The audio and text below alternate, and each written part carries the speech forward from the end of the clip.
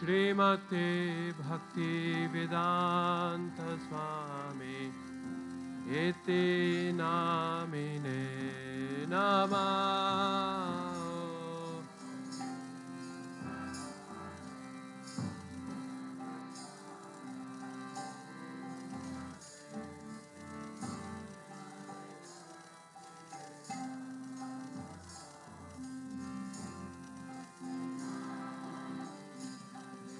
Namaste Saraswate Deve Gauravani Pracharine Nirvishesha Shunyavadi Paschatya Dishatarine Namaste Saraswate Deve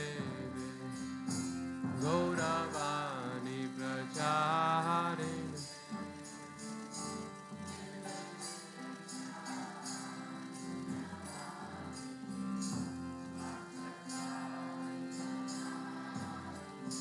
Jaya Shri Krishna Chaitanya Prabhu Nityananda Shri Advaita Gadadhara Shivasadi Gaura Bhakta Vrinda Jai Shri Krishna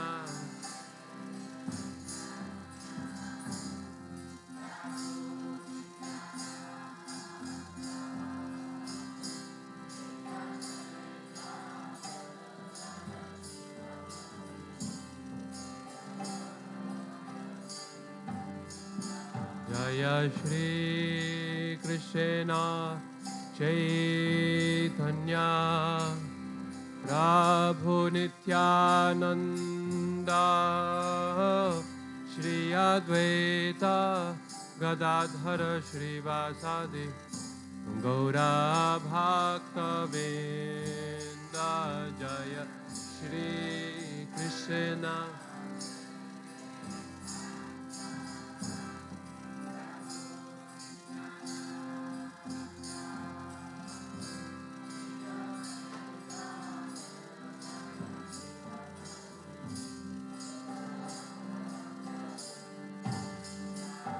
Jaya Shri Krishna Chaitanya Prabhu Nityananda Shri Advaita Gadadhara Shrivasadi Gaura Bhakta Vrinda Jaya Shri Krishna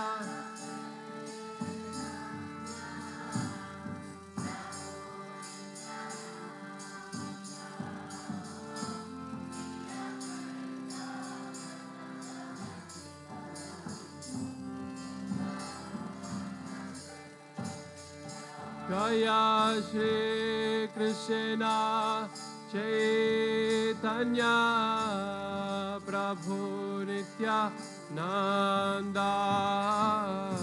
Shri Advaita Gadadhara Shrivasadi Gaura Bhakta Vrinda Jaya Shri Krishna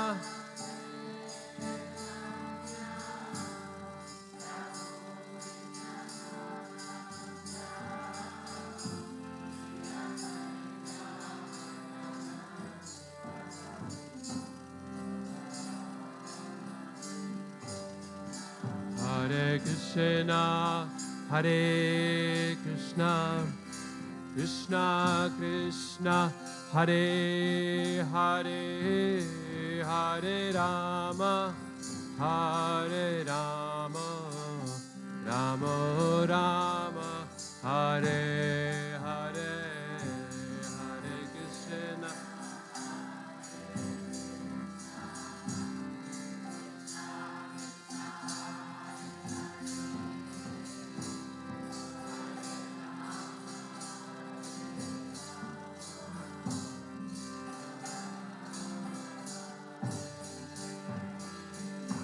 Hare Krishna, Hare Krishna, Krishna Krishna, Hare Hare, Hare Rama, Hare Rama, Rama Rama, Hare Hare, Hare Krishna.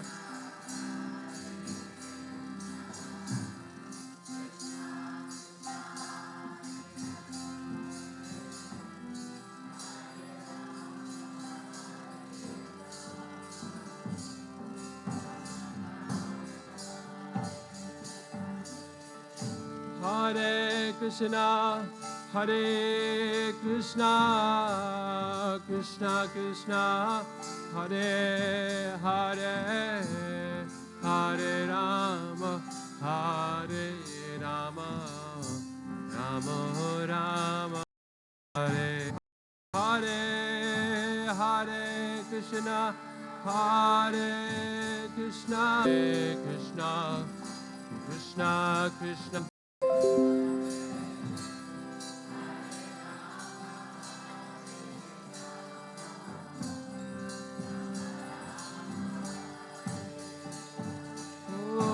Hare Krishna, Hare Krishna, Krishna Krishna, Hare Hare, Hare Rama, Hare Rama, Rama Rama, Hare Hare, Hare Krishna.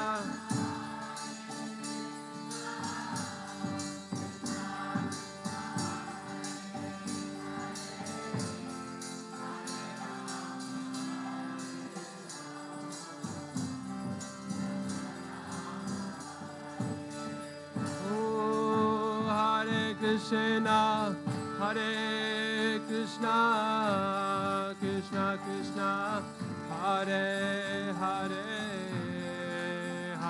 Rama, Hare Rama, Rama Rama, Hare Hare, Hare Krishna. Hare Krishna, Krishna Krishna, Hare Hare, Hare Ram, Ram Ram, Hare Hare, Hare Krishna.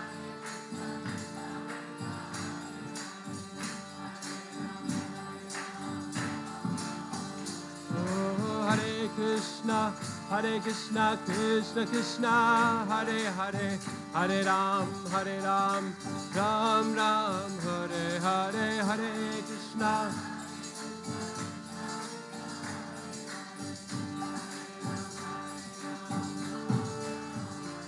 Oh, Hare Krishna, Krishna Krishna, Hare Hare, Hare Ram, Ram Ram, Hare Hare, Hare Krishna.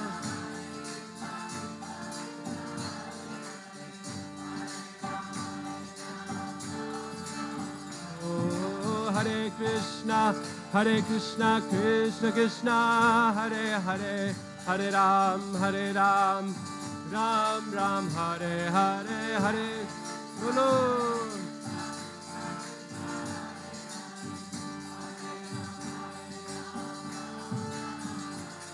Oh, Hare Krishna, Krishna Krishna, Hare Hare, Hare Ram, Ram Ram, Hare Hare, Hare Krishna.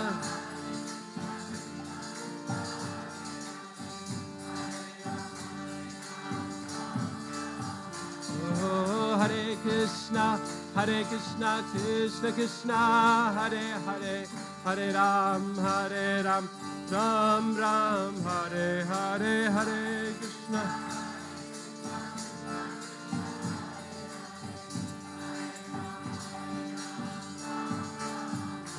Hare Krishna, Krishna Krishna, Hare Hare, Hare Rama, Hare Rama, Rama Rama, Hare Hare.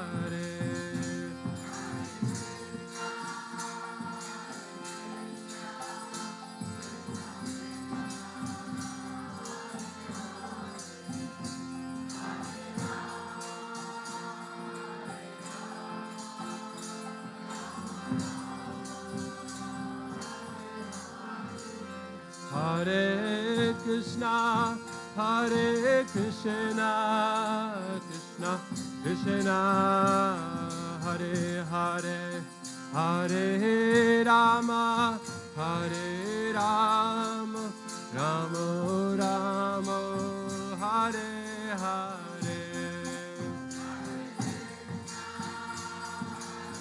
Krishna.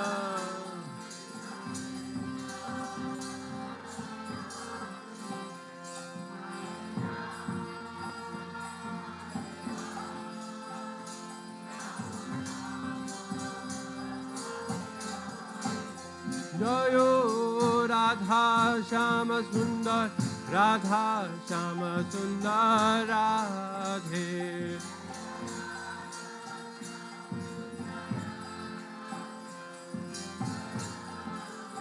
Jayo Radha Madhava, Radha Madhava Radhe.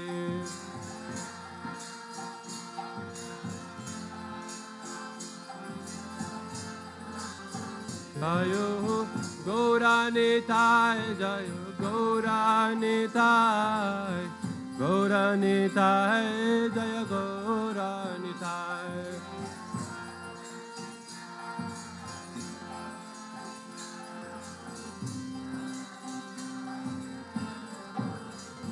Jaya Jaya Prabhupada, Prabhupada, Prabhupada, Jai Jai, Prabhupada, Jaya Jai.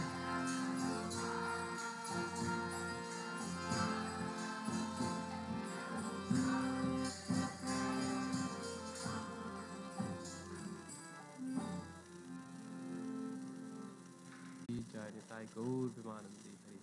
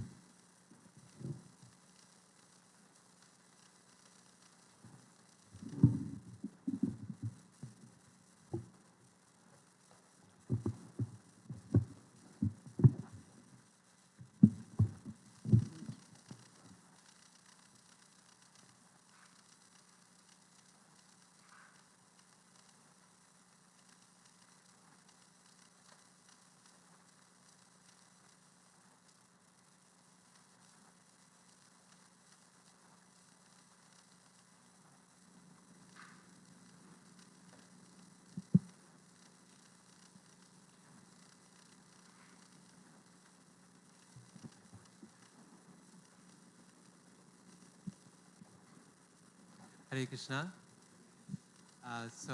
Welcome everyone to this seminar called The Art of Krishna Conscious Parenting. And it's a real pleasure to be here today in ISKCON Naperville. This is, I think, our second visit actually here. The first one, I think, was 7 years ago or more time than that. We're very happy to be here again. This seminar, The Art of Krishna Conscious Parenting, is something that is based on my mother's experience in the past several decades as she has raised her own children, that is myself and my younger brother, Gopal Hari. And then after that, as she's guided other parents as they have raised their own children as well. So my mother, as she'll speak about now, she did homeschooling or home education for me and my younger brother. This seminar here is not specifically on homeschooling, although we're happy to take questions about that later on tomorrow, specifically on homeschooling. But this seminar is broader. It's for parents of children who might be going to school or who might be uh, going to a Gurukula, although I don't think here there's a Gurukul, or who might be homeschooling. So for different varieties of parents, some basic principles for how to raise our children in Krishna consciousness, following along the instructions and lines that Srila Prabhupada asked us to do, and how to thereby try to ensure our children's material and spiritual success in the process. So that's the purpose of the seminar. It started off initially after my mother finished teaching us. Other parents started to hear about the story and wanted to get her advice, and she started calling and emailing and writing to people. And then eventually people said, well, why don't you present your experience in the form of a seminar? And now she has delivered this seminar in many, many different parts of the world, and both the art of Krishna conscious parenting as well as on homeschooling. As a result of that, has also written several books on the subject matter of parenting and particularly teaching children how Srimad Bhagavatam. So these are all things that we will talk about in the course of the seminar today. The seminar is basically divided into three main parts. The first part is purity is the force. And so these three parts are based on the various principles of how our Krishna conscious life or ISKCON society is organized. We often hear these statements about how purity is the force. And this particular section, first section, focuses on how we can create a positive home environment to give our children the best upbringing possible. Because regardless of whether they're going to school or they're staying at home for their education or they're going to Gurukula, the most important element in their education, in their growth, in parenting, is the environment that we create for them at home. So principles of creating a positive home environment, then moving on from there, that's the first part. The second part is called Books Are the Basis, and this is specifically on giving our children a strong academic education, but one that is grounded in the study of Srila Prabhupada's books, particularly Srimad Bhagavatam. And the importance of the Srimad Bhagavatam for raising our children both as very intelligent, strong academically, but also as children with good character and progress as devotees of Krishna. So that's part 2, and then part 3 is called Preaching is the Essence, and it's focused on children's extracurricular life and activity. So how do we develop social skills and communication skills and questions of discipline and so on and so forth.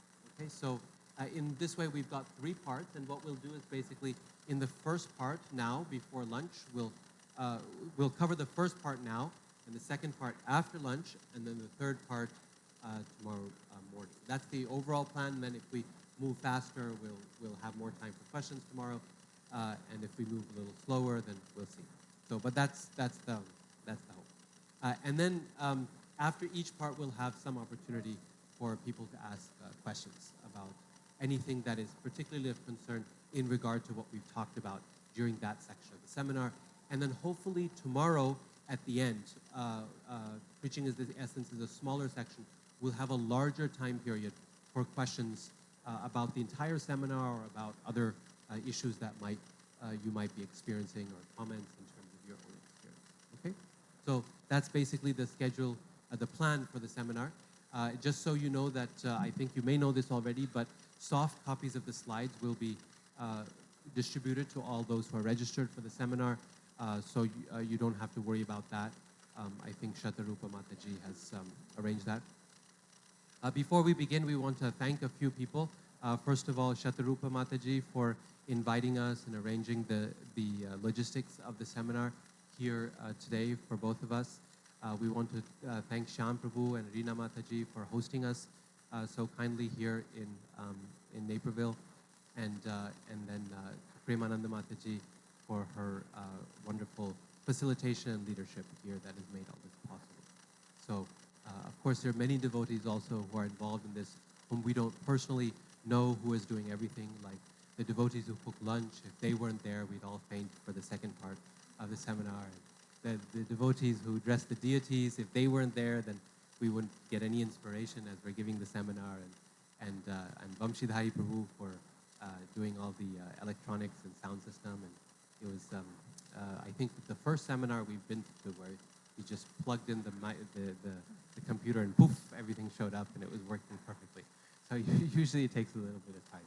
So this is, thank you to many, many devotees who we may not know of, who have helped us in arranging all of this.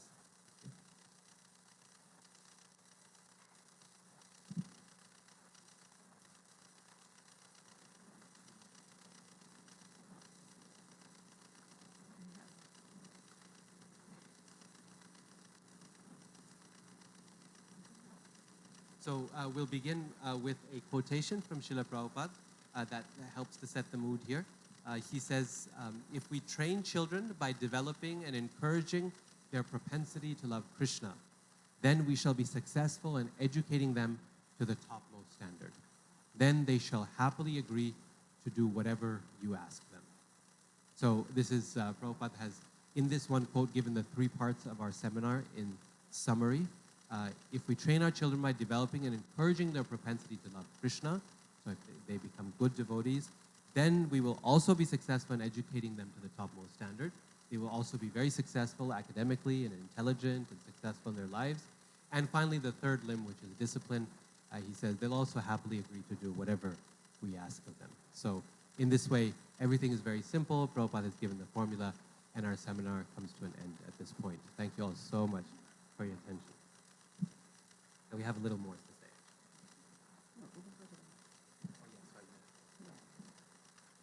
Hare Krishna. It is so encouraging to see all of you, especially the fathers here. I just want to welcome all of you because mostly the seminars are full of mothers, but we don't see too many fathers. So this is really encouraging to see all of you here. And I'm really happy to be here again in Naperville. All my memories coming here that I had been here 7 years ago came back. The sweet mood, the nice devotees. So like Radhika Raman, he mentioned that that our seminar will be in 3 parts, and right now we are starting the first part, the home environment, which is like the basis for what is to come as the second one, the academic, the Shastric education of our children. So we have to understand that what Prabhupada desired for our children is so wonderful that it can give happiness to the children in every way and qualify them both materially and spiritually. Now, what were Prabhupada's feelings, his instructions for how to raise our children was that he said that if we raise a whole generation of our future children as exemplary Vaishnavas, then that will be the glory of our movement. But not only the glory of our movement, but the glory of our country as well, in the country we live, So, but if we miss out on training even one Vaishnava, and we lose even one Vaishnava, that's a great loss. So you can imagine how much importance he put on these children who are born from devotee families, because he considered them not ordinary children. These are children who've already done heaps of pious activities in their last life, and they are here just simply to finish off and go back to Godhead in this one lifetime. And as parents, it becomes our duty to facilitate that, to make sure that they go back to Godhead. Because we see, like India, we all came to, America, we all came here looking for better opportunities materially, and we see how everything is provided here so nicely. But we also see that just giving the people and the society just good education is not the basis for happiness, right? Even with good education and good facilities, we see people are lacking. They're so unhappy, and they're lacking. One of the main things they are lacking is good character. In other words, just simple giving our children a scholastic achievement is not the solution for giving them happiness. But Prabhupada emphasized Vedic education, because he knew that such an education would give them the basis for happiness as well as good character. Um, because he said the purpose of education is not simply to give them a better facility to eat, drink, mate and defend, because you know, uh, that's not something that's going to give us happiness. But really, Vedic education is aimed for controlling these things. And so if schools are not providing that, then he was dissatisfied. That's why he provided gurukulas, facilities for children. And now gurukulas are specifically only meant for the first 10 years of a child's life. It's not forever. And the idea was to give them good character education by leading a good God-conscious life. Good character comes from leading a godly life, hearing and chanting, being in that environment. So he wanted children to have that environment through the Vedic education, and that's why he started Gurukulas. Now, we all know that it's not possible for us to send our children to Gurukula. First of all, even if we did want to, there's not too many around, right? There's very few, and they are too far away, and we are not ready to send our children. So what do we do? How do we follow Prabhupada's instructions, keeping in mind that Prabhupada wanted a Vedic education for our children? Because he said in a Vedic education, you will give them both. Academically you provide and spiritually. So if we can provide that environment in our home, then the parents become the teachers, the gurus, and the home becomes the kula, the ashram. So this way you can actually follow Prabhupada's instructions and please him, as well as please give our children the formula for happiness. So with this, of course, a lot of us, all of you, are not homeschooling your children, you're sending them to school. But having a temple and having a good home environment can give that facility, that can give that environment to our children if you're not able to homeschool, okay? So all these principles that we're going to be talking about, you can actually apply it in your life and try to take as much as you can and try to implement these things, okay? So a little bit of our history, very short, brief history of how we moved to Boise about 27 years ago. And it was such a shock for me because when I moved there, there was nothing. There was no temple, no association, very few Indians living there as well. So it was very, I was really surprised, and quite shocked. And so our only way was to actually get association by giving Krishna consciousness to others. So we opened a little center, and we had deities there. They were named Radhe Baki Bihari. And the children were very small, but when they turned 5, we started to worry about their formal education. What are we going to do? So we sent them to school for a couple of years, and I thought, well, this would work because when they would come home, I could teach them the things that I wanted to teach them. Mainly it was to read from the Prabhupada's books and teach them harmonium and mridanga. But I found out very soon that it was very difficult because they were very tired and their frame of mind was just turned away from all these things. And it took a long time to bring them back into the devotional frame of mind. So I was frustrated. And at that time, I started looking for alternative ways of schooling. And homeschooling was rather new for people at that time, and also especially for ISKCON devotees. So, but I did hear about it, and I thought I would try. So in summer, I bought a homeschool curriculum. There are plenty in America available. And in 3 months' time, I finished the entire year's curriculum. So I knew I could do it, based on that. But I was very, very nervous and very scared about my future of my children, like all of us are. Anyway, this was in brief. And so based on our experience, I want to share with you a little bit of what we did, okay? There's some things of these you can incorporate, and it would be very beneficial. So Prabhupada's instructions for us, for all of us parents, was to, when people ask Prabhupada, what do you think, how should the children be raised? He had a very simple formula. He said, the children do what the elders are doing. In other words, they simply imitate. So what do? We get up in the morning, we have a nice morning program, and then, so that's what we did. We had a morning program, and then after that, we sat down and read. We have a class on Srimad Bhagavatam. So we read Srimad Bhagavatam for about 2 hours every day. And I will tell you the methodology of how we read. And then after that, we tried to follow, practice what we read. In other words, we went out on we did programs, We did school programs. We would go out to schools and share Krishna consciousness with others. We did festivals. We did book distribution, Harinam. We had set up tables. We took advantage of all the different things that are happening in the city. Like, we have so many things. Earth days and Thanksgiving Day and fairs, art fairs. If you look at the city calendar, you'll find so many things. So I would take the children there. We'd set up a table with books and prasadam, whatever we could manage. And this way we went out to give Krishna consciousness. So the whole day was just packed with activity. So we followed a morning program, read Srimad Bhagavatam, and then we tried to put it in practice. And I don't remember in our homeschooling days anything that was just, for the children where they were sitting behind a desk. A lot of our Krishna consciousness, a lot of their education came from what we learned outside the home. So so this is what Prabhupada, he said in Krishna consciousness you will find everything. There's nothing lacking. So just a little bit of that, and now we'll go on to our first section.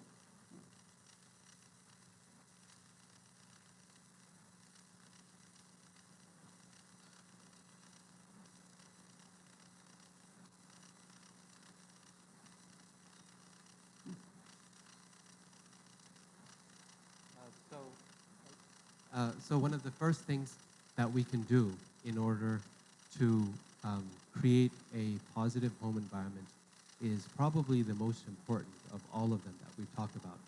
And this is no television.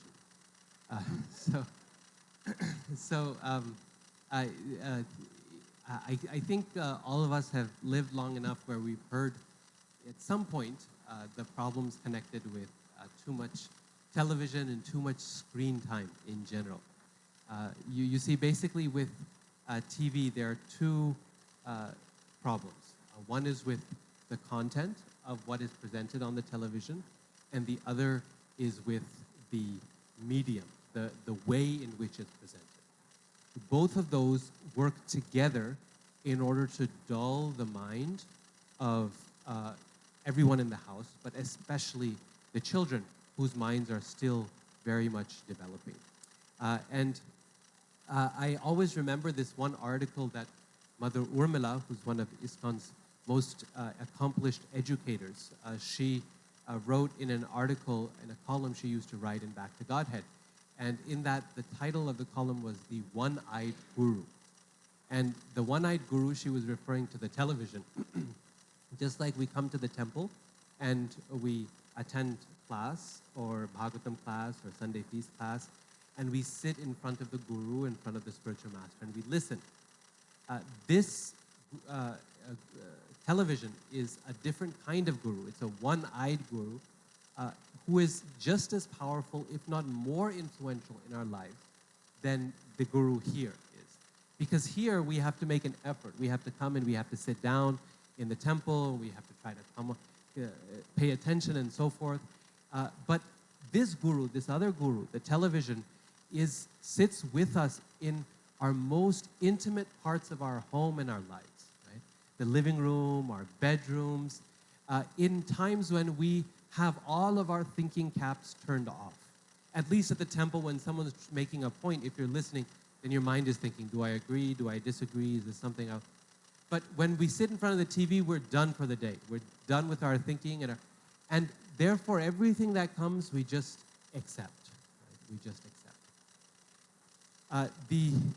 The content that we find in television, basically, we try to follow 4 regulated principles, and the television glorifies all the 4 activities we try to avoid, right? Continuously. Meat eating, illicit sex, gambling, intoxication, all the time. And even if you find relatively nice programs that don't do these in a gross way, even then, the basic focus is on glorification of the body and how it's the most wonderful thing and how we have to find different sources of pleasure connected to the body. The exact same principle that we try to teach ourselves against, right? We come to the class in the temple, and how many times in class have you heard that we're not this body? Hundreds of times, probably, right? We hear it so much it gets boring, and yet we go home And we receive the same message for a longer period of time from the TV. You are this body, and your main source of enjoyment is from the pleasures of the body, whatever form they may be. Over time, this content instills in us, not that we're devotees, that we're servants of Krishna, but that we have to, enjoying the senses is our primary goal. The average American home has the television on that is running in the background for 6 hours and 47 minutes every day.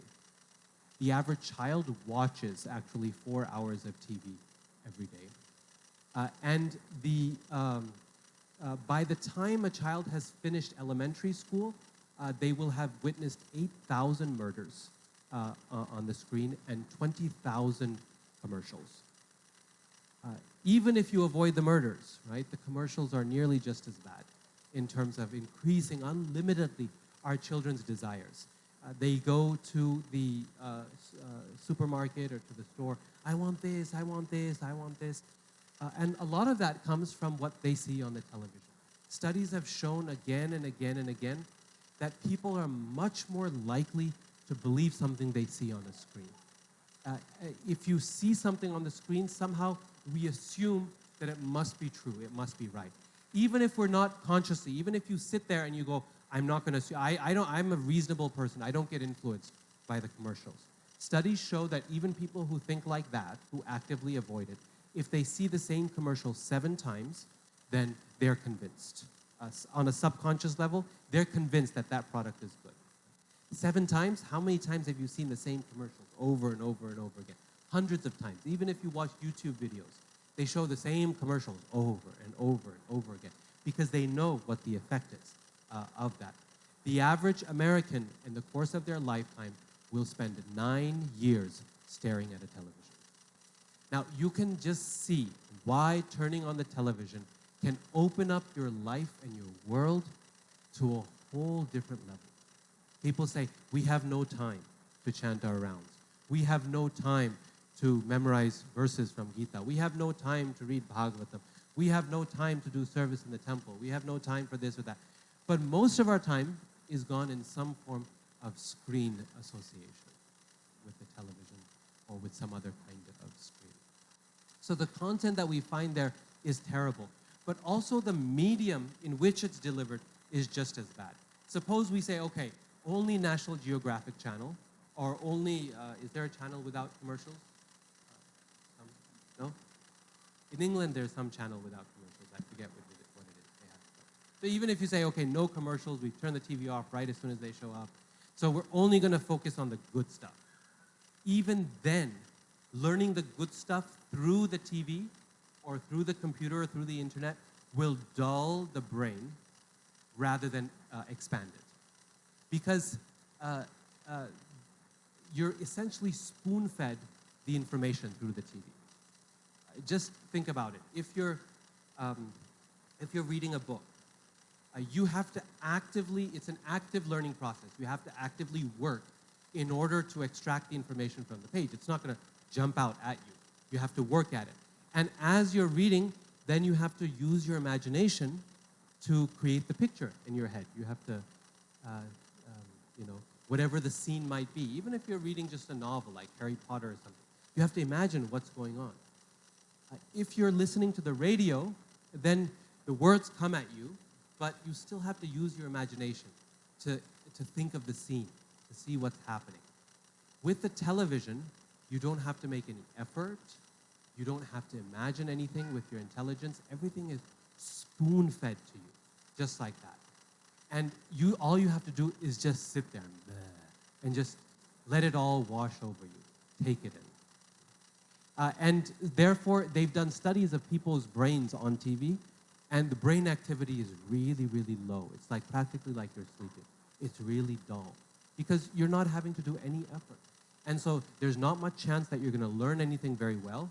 And if you do, you're going to create bad learning habits that will make the mind slushy and weak and muddy and not very useful, right? So it's really, even if we learn something, maybe by chance, 2%, we learn something good from the TV, even then, it's much better that we pick up a book from the library, or we do some kind of activity, or we take a field trip, or anything but sitting in front of the screen. Studies have shown again and again and again that children, as their screen time increases, their performance on math, science, reading, writing, all of that goes down, right? There's an inverse proportion.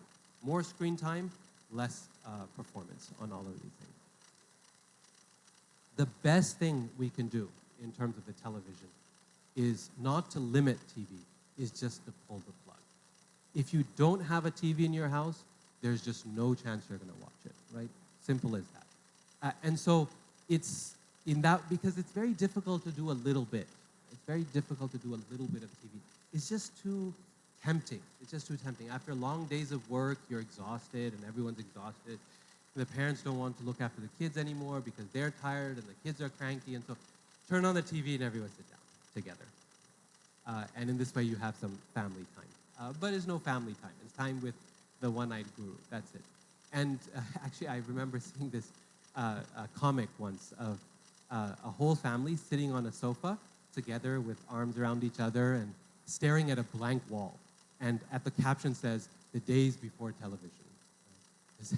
You couldn't do anything. Everyone sit together, stare at it. But that's not how it was, right? We can't imagine a life without TV and movies anymore. But there used to be a time, not too long ago, I mean, I think if you're from India, maybe in your lifetime, in your childhood, there was a time when people would do all kinds of things as a family that didn't involve watching things on a screen. So we turn off the television for all these reasons. But these days, the problem is actually not even the TV, right? It's changed now from the TV to the internet. And the internet has become the new means of communication. The internet brings all the wonderful qualities of television plus more. Whereas in TV, you're limited, maybe depending on your cable package, to 20, 25, 100, 200 channels. But in the television, in the internet, it's unlimited, right, the quantity of what is there. And especially for a child, the possibility of exploring an unlimited world is just endless. You can go anywhere, you can do anything you like, see anything. And it becomes, over time, an addiction. The American Psychological Association has recognized a real-life psychological addiction, a disorder, called internet addiction disorder. And people have to be weaned off of the internet because we develop a habit. And these are not some weird people who sit in their pajamas all day in front of a computer. This is us, right? Just think about how often you compulsively check your phone for emails or Facebook updates or whatever it might be. Our life is fixed to it. Now, the biggest problem with internet, the reason it's in many ways worse than the television, is because whereas with the television, there is some kind of filter that's connected to it. Things have to be of a certain quality to make it onto a certain channel, right? So things aren't going to make it onto National Geographic Channel or CNN unless they're of a certain quality. You can find bad quality channels, but you know that they're bad quality channels. That's their purpose, right? Whereas on the internet, there is no filter whatsoever. It is all types of content, but you don't know where that content is coming from. In 99% of websites. There are some that are peer-reviewed and curated and very careful, but those are very, very rare, very rare. So essentially what you find is knowledge without knowing the source of knowledge.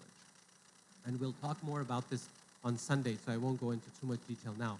But according to the Vedas, more important than the content of knowledge is its source. Because if the source is reliable, then you know that you can trust the content. On the other hand, even if the content is factual, if the source is not reliable, it can be harmful to you.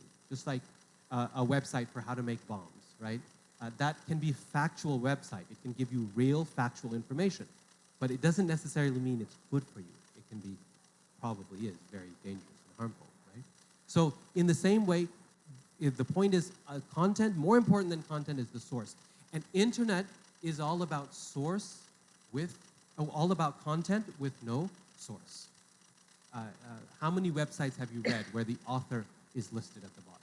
The person who's reviewed it, who's edited it, none of that is there. Except for, like I said, very, very few. I mean, look at Wikipedia. Right? It functions on this principle that it's anonymous in terms of source. And while we may consider it so useful, it's actually, from a Vedic perspective, it's useless because it has no source attached to it. This is why outside if you go into college or university, as professors, we are constantly trying to wean our students off of using Wikipedia because we're trying to teach them what real research means, how you determine whether knowledge is reliable. And it's very, very difficult. If you talk to any of my colleagues at the university, they'll tell you one of their biggest struggles is to get students to do actual research, whether it's through the internet or, more importantly, through the library, through various kinds of databases and catalogs, but knowledge that has a proper source connected to it, and the internet does not. On top of that, the vast majority of the internet, statistically speaking, is pornography.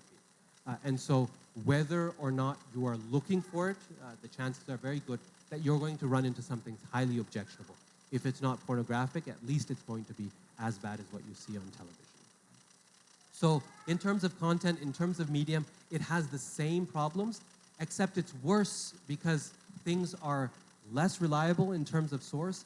Any fool who has anything to say can find an audience of millions on the internet. At least on TV, you have to be someone qualified. If someone's being interviewed on CNN or even Fox or some station, then you assume this person must have some position, some knowledge, or something. But in the internet, any fool with any axe to grind can find an audience of millions, literally. And there's no way of knowing what is the value, what is this person's character, what is their background, and so on. Okay, so now, all of that having been said, there are some typical objections that people have to this scenario. The first is, well, if we turn off the TV, won't our children become misfits? Won't they be left out from their friend circle? If you go to most schools or classrooms or social circles, people, they talk about TV. They talk about the latest show they've seen, or the celebrity, or the reality show they're watching, or whatever it might be. Different circles talk about different things, and you think, won't they be completely lost? At least we should watch the daily news. But the thing is that it doesn't take a whole lot to be up to date on what's happening in the world. In terms of the news, if you just look at the headlines on your daily newspaper, you pretty much know exactly what's happening. TV does not add much content. You look at the headlines, maybe read the top article the morning after the event, and you're ready. You're set for the day. You can talk to your colleagues. You know what's exactly going on around you. In TV, it's just, it's not more content. It's just up-to-the-minute updates. Right? We just received news that there is a high-speed car chase happening in Chicago. We will stay on top of this story. Then 5 minutes later, our helicopters are in the air, and here they are, we're watching, and they're going at 85 miles an hour now down the interstate. 5 minutes later, there's been an accident. One vehicle has crashed. We don't know who's in the car, we don't know who's chasing or what the reason is, but we'll be back with more updates. 5 minutes later, and it goes on, and finally, at the end of the day's news cycle, you find out this person was a drunk driver and he's been cited for DUI. Right? And that's it. And you could have figured this out through the next day's news story, and that's it. Right? So things develop, they take ages to develop over time, and the news will just rehash the same cycle, news cycle, over and over and over. So number one, it doesn't take a whole lot to stay up to date. Number two, as devotees, because we have a fresh perspective on the world, we have a critical, intelligent perspective on the world as a result of this wonderful Krishna conscious philosophy, doesn't take much for us to look smart and intelligent amongst our friends.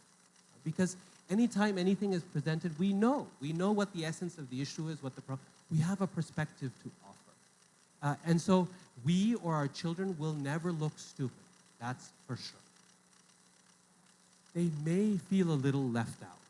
We may feel a little left out. But we have to ask ourselves what the costs of being left in, put in, are. In everything in life, we all have our social circles, some circles where we are part of that circle and other circles where we're left out. I mean, who doesn't feel left out at times? Who doesn't meet some colleague or some group at work where you feel, I'm just not part of that group? Or at school. It's not that the experience of being left out goes away for children at school because they watch so much TV. Now they're going to be cool with every group. No, every child still comes home and says, that kid doesn't play with me and that group isn't nice. Or high schoolers come back and say, that social circle, no, I'm not part of the cool kids, they are part of the cool kids. It still happens, even though they watch so much TV. The point is no one is part of every social circle. No one. We have to choose what circles we want to be part of, who we want to look cool in front of. And maybe if there's a social circle that is based around, that values people's knowledge of pop culture, maybe that's not a social circle that we really need to feel in on, that we need to feel in. Maybe it's okay if we feel a little left out from that. Because as devotees, we are always slight misfits in this world. And that's a good thing. That's a good thing. Because this world, Bhaktisiddhanta Saraswati Thakur says, is no place for a gentleman, he says. It's such an uncouth world. And why would we want to fit in everywhere? But we can fit in as much as needed. And people respect you for it. In the long run, they will respect you. At work, everyone knows, okay, when there's lunchtime conversation, we all bring our lunch tiffins into the common room and we all eat. Then there's stuff about, this or that happening, and I participate and talk. But everyone knows that when it goes to the latest movies and the latest talk shows and all of that, that Ravi's not going to have much to say, right? They know I don't watch a whole lot of TV, and they're fine with it, They'll make a joke or two, and they say, Ravi, what's your opinion on the matter? They know I have no opinion on the matter. And they find it kind of interesting and odd, and frankly, they admire you after a while. They admire you. They say, this person stands up for his principles. This person has actually, I wish I could turn off the TV for that much. So we don't have to worry about being misfits, about not fitting in, about our children not fitting in. It's not true. It's just a fear that we have, and that fear has no basis. We have seen with so many different families that they turn off the TV and every element of their life becomes better. Their family relationships, their hobbies, their vacations, their academics, the kids' grades, everything goes much better. Turn off the TV and the internet and screen time in general. Okay, video games, particularly Xbox and stuff like that. It's completely mindless use of time. Now, the final objection we might raise as well, what can we have to live with the internet, right? You can't do your job without the internet, and the kids need the internet for school. So should we go back to the Stone Age? Should we all change back to a flip phone? And the answer is, well, no, it's important. It's a tool, it's no doubt. I can't keep my job if I don't check my email regularly and things like that. But the point is, we have to remember that the internet is a tool. It's a tool. It's not our life. It's not our relationships. It's not our, friend and family. It's not our source of knowledge. We make the internet everything for us. It becomes our source of knowledge, our guru. It becomes our source of relationships, right? Our friends and family all through Facebook. It becomes our source of culture. It becomes our source of entertainment. It becomes so many things. And we justify all of that by saying it's useful for my work. But no. Useful for your work, okay, fine. It's a tool. But like any tool, you have to turn it on, and then you have to turn it off. Just like if you have a chainsaw, right? It's a very good tool. It's a useful tool. You need to cut down a big branch or something. It's a useful tool to have a chainsaw. But why would you keep a chainsaw with you all the time? And why would you keep it on all the time? If you did, you'd probably end up in prison, right? Someone would say, this man's crazy. He's got a chainsaw all the time, right? It's a tool. You pick it up, you turn it off. In the same way, our internet, you turn it on, you use it, you turn it off, and it's over. And in this way, we can limit its effects on our lives.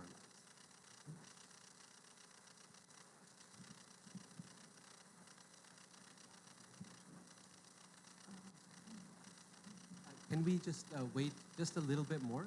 After each section is over, we'll take question and answers in relation to that section. So please remember your question. If you forget, just note it down. We'll come back to it very soon.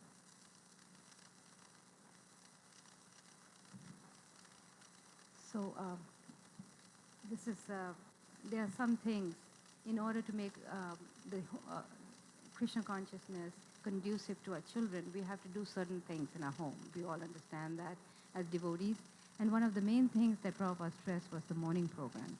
He said children actually don't need to do any austerity. They can eat as much as they like, they can run around. The only one austerity that he recommended for children is to do a morning program. And the reason is because it sets the mind, spiritually it sets you for the whole day. It makes the mind peaceful. And especially dealing with children, there's so many disciplinary issues we are always facing. And I personally experienced in my job as raising children is that when we did a good morning program and we read Srimad Bhagavatam, the disciplinary issues became a lot less.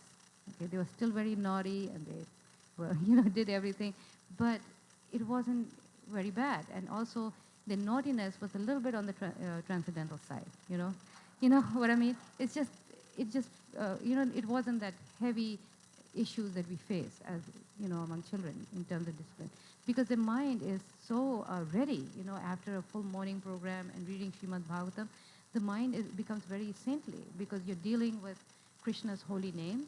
In Kali Yuga, Prabhupada said that how we, even with all the good training, that we want to inculcate in the children, there's always a tendency for children to fall because there's so much exposure out there, so many things every moment. I mean, Ajamal, the story of Ajamal, he fell down only once by watching just once a prostitute, kissing a man or whatever. But he fell down just once. So Prabhupada writes in one of the purports that what to speak about our children. They're exposed to this kind of thing all the time, right? Not just in movies, but just in society.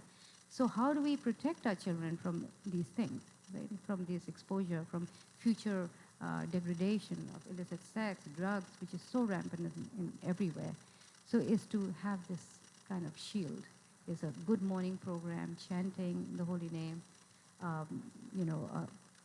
and a morning program, it's a very habitual thing. You get up and you do one. We work well when we are under some discipline. And by doing it repeatedly, it becomes a habit. So no matter where you are, what you're doing, whether you're traveling or you don't have much time, you're on a business trip, automatically the body will, we will wake up thinking, oh, I have to remember Krishna. And we do a quick program of morning programs. Now with children, it has to be very flexible because children don't have that patience.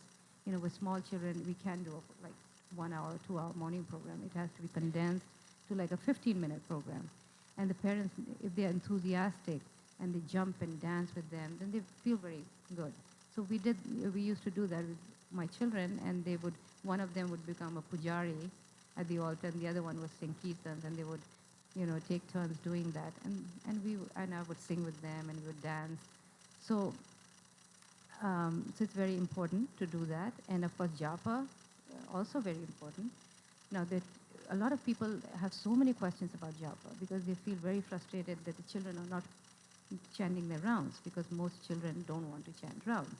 And that's understandable, and we should not. And Prabhupada was against forcing children to chant japa.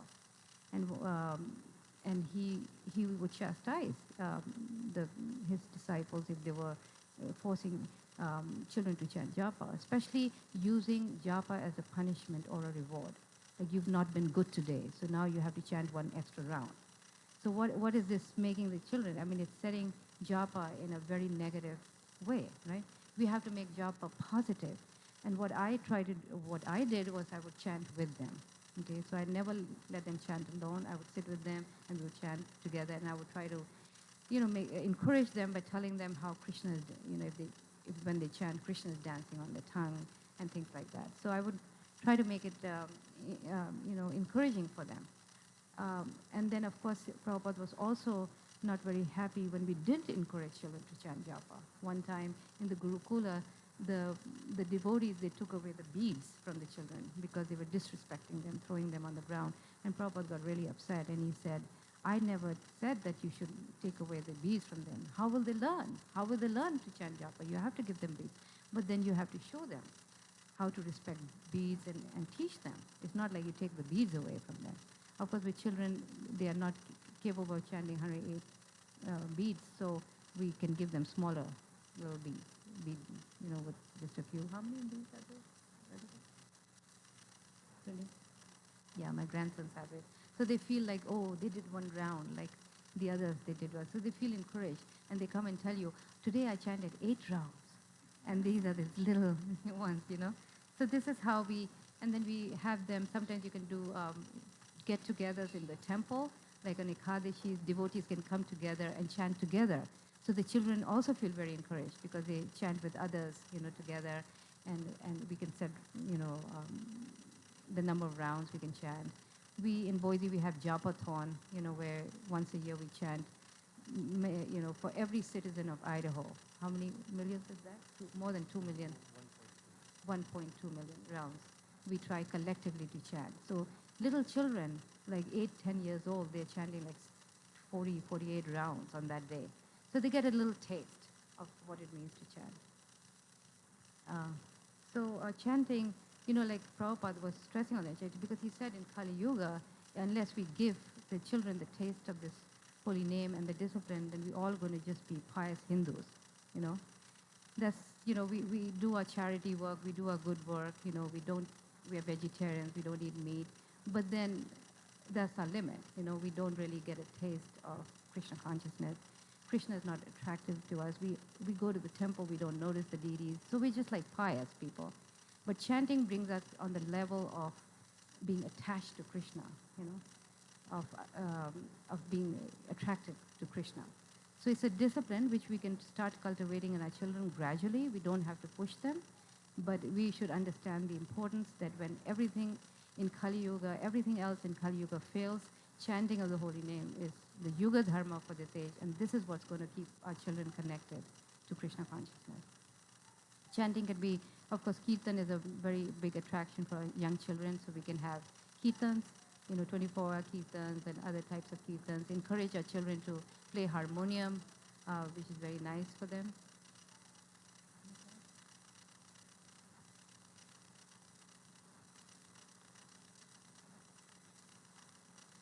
So just like television is the one big negative thing that we can remove, perhaps the biggest positive engagement that takes up most of our time and energy in life is the opposite side, which is our eating, the food we eat.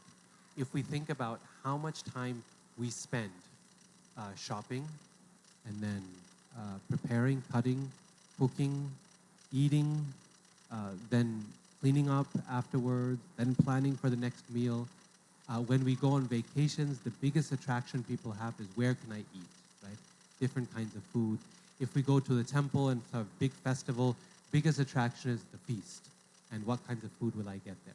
So food, if you think about how much time we spend meditating on food, consciously or sometimes subconsciously, we're thinking of it. Actually, we quickly realize that if we just make that one thing Krishna conscious, then we can become devotees very quickly, right? And even if we're not pure devotees, if we just make our food like pure devotees, then we'll be on the fast track to Krishna consciousness. This is one of the things Chaitanya Mahaprabhu emphasizes the most for devotees, is that we eat only food that is prasadam, that is food that is cooked by devotees for Krishna and offered to him with love.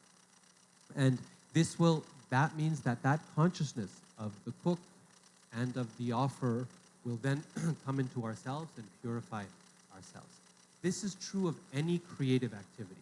Just like if you go to a museum and you look at a painting, that painting, say it's a really kind of intense painting, a dark one or a very confusing one like a Picasso or something like that, then immediately the confusion of that person or their depression or whatever it is going to come inside you, right? And you look at the painting and you feel the same way.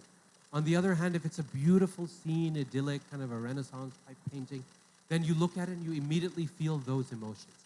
Whatever consciousness the painter was in goes into the creation, from the creator goes into the creation, and from the creation goes into the consumer. And we take that consciousness, we take it into ourselves. This is true of any type of creation, but the creation that we're most in contact with, of course, is food. And so the creator or the cook's consciousness goes into the food, and that consciousness then comes into the consumer. That's us. And in this way, we take on that consciousness. It's just less visible than it is with things like paintings and things like that. So just by eating food that is Krishna Prasad, it becomes really a powerful thing. And for children especially, this is so crucial. Eating is like the #1 most important activity for children. And their whole life and consciousness revolves around food.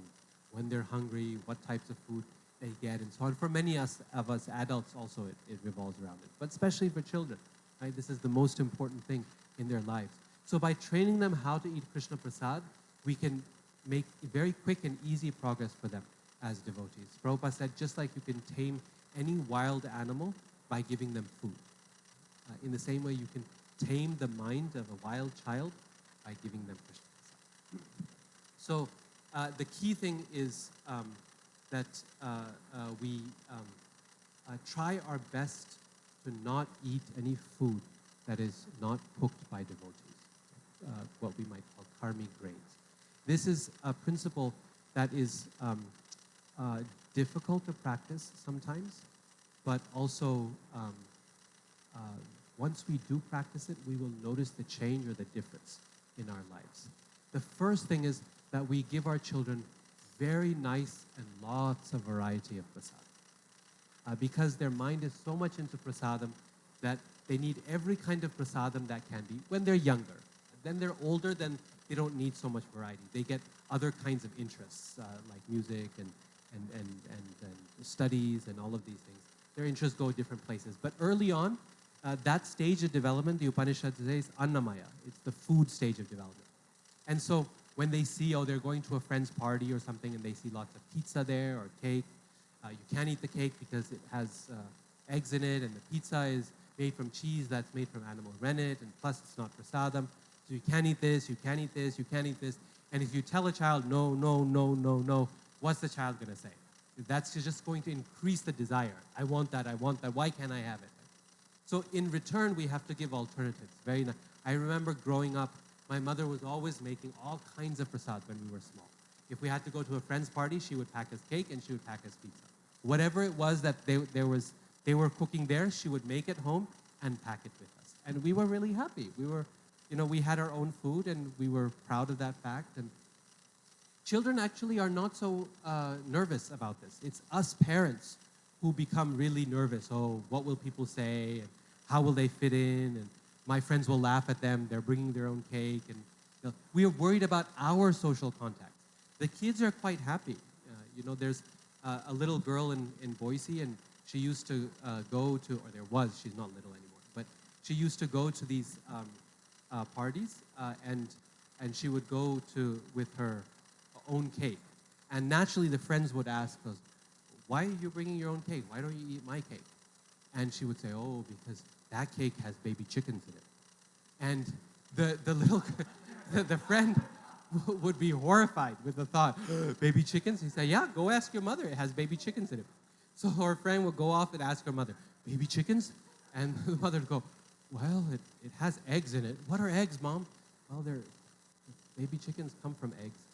Oh, so I have baby chickens? And no, and it would cause this whole stir, But the little girl was fine. She didn't have a problem at all, right? Children, they're very bold in their nature. If they know they have the parents' support and they're confident, they're not afraid. It's our fear that they feel as well, right? Because we're not confident, they lose their confidence as well. But if we're confident, no, we're devotees of Krishna, these are our standards, then number one, people who can't tolerate those standards, who get offended, who don't like us, they won't invite us. Right? And that's a good thing, because who wants friends who cannot respect who you are? Truly, right? They should, if they're really a friend, they should be able to look at you and say, yeah, okay, you're doing this practice, why should you break it on my account? Right? They should be able to see that. And other friends, they'll be fine with it. They'll, okay, bring your own cake, no problem. And if they see you do it consistently, then they will not get offended. The key thing there, the key word is consistently.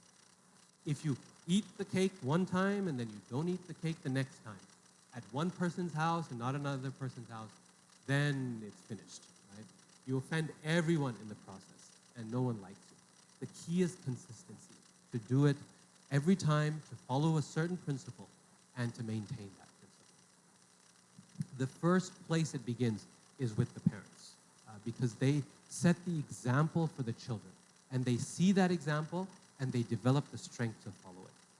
I remember when I was small, my father he was a product manager for Hewlett Packard, and as a result, he would do a lot of business travel to different parts of the world. And my mother would spend many days before one of these trips. It would often be international trips that were longer. She would cook all this different prasad. Things that don't go bad easily, parathas and different kinds of namkeens and this and that. And like that, she'd pack so much food.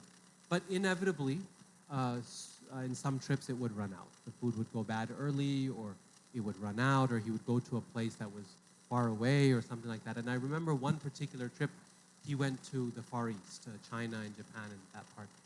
And most places he was able to find devotees, but in this trip he wasn't able to find devotees and devotee communities. This was also 20 years ago, so the movement was less developed in the Far East than it is today. And so he, for several days, I remember, he just ended up living off of fruits and nuts during that trip, fruits, nuts, and some salad. And I remember feeling really impressed. I thought, wow, if he can survive on fruits and nuts for several days, means I can do this too. And after I grew up and left home for the first time to study in England at Oxford, then at that time I thought, my father could do it as a businessman. I can do it as a student. Why not?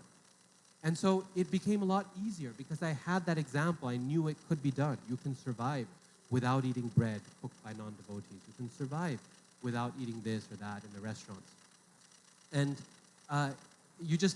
over time, you develop some little techniques and approaches for how to get around the situation, and not to offend anyone, but at the same time to maintain your principles. One simple thing that I would do back then and still do now for our business lunches, because for academics, when you're hiring someone, then most of your interviewing happens over breakfast or lunch or dinner at some restaurant or in the university cafeteria.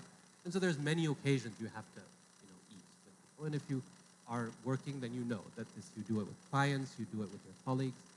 And so I would just call the restaurant in advance, and I would say, can we please, we're having dinner there this evening, and I have special dietary requirements. And the simplest thing for me is if you can just, for the main course, if you can just prepare a plate of fresh cut fruit.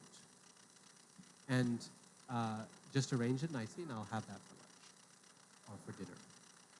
I'll have salad for the first course, and fruit for the main course, and then you can give me strawberries at the end for dessert. And they'll say, that's all?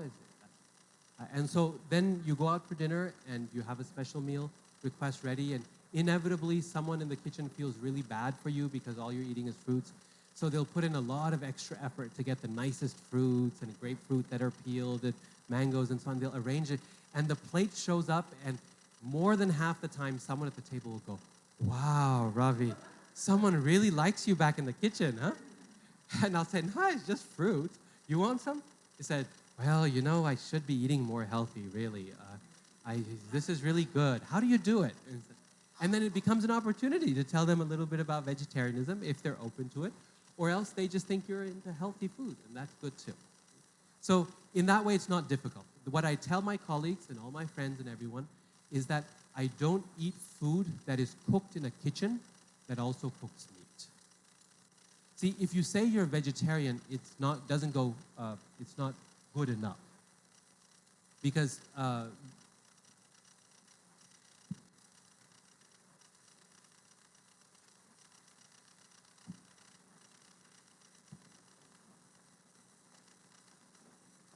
if you say you're vegetarian, that's not good enough, because it's okay. Then they invite you to eat at some restaurant and say, here's the vegetarian option, right? But you don't know in that vegetarian option what's happening there. I mean, I met a non-devotee friend in college.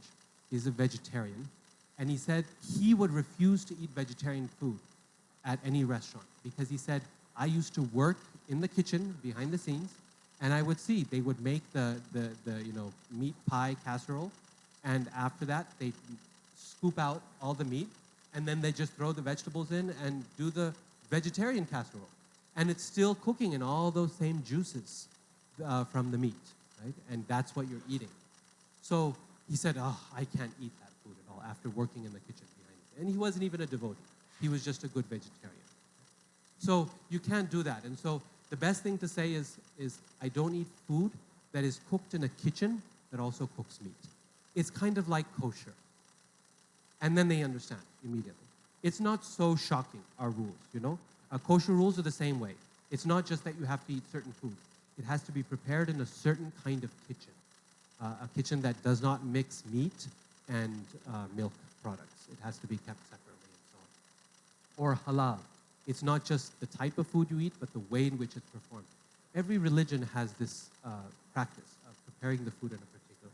So people understand, and people are very aware of Jewish concerns in America. So if you just say that, you know, it's like kosher.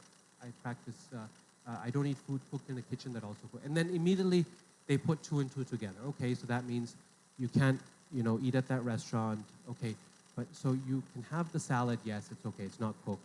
The fruit is okay. Okay, it's not cooked. Fine, okay. But I can invite you to my home. Well, are you a vegetarian? No, I'm not. So they immediately know it's not personal, right? I don't think you're impure or dirty. It's just this is my principle. If your kitchen cooks meat, then I can't eat in that kitchen. And people understand right away. And over time, they respect you for your principles. This is one of the nice things about the United States, is that people, when they see others who stand up for their principles and who they are, they will respect you. They'll make jokes in the beginning, right? But after a while, they understand, no, this person is serious. They'll test you, you know, they'll tease you, they'll make jokes, they'll try to invite you, they'll tempt you, they'll watch you for some time. And now at work, no one does that. They know. Some event is happening, and the secretary will say, Ravi, I've taken care of you, don't even ask. And she'll have a big salad ready for me. And that's it. So it's very simple.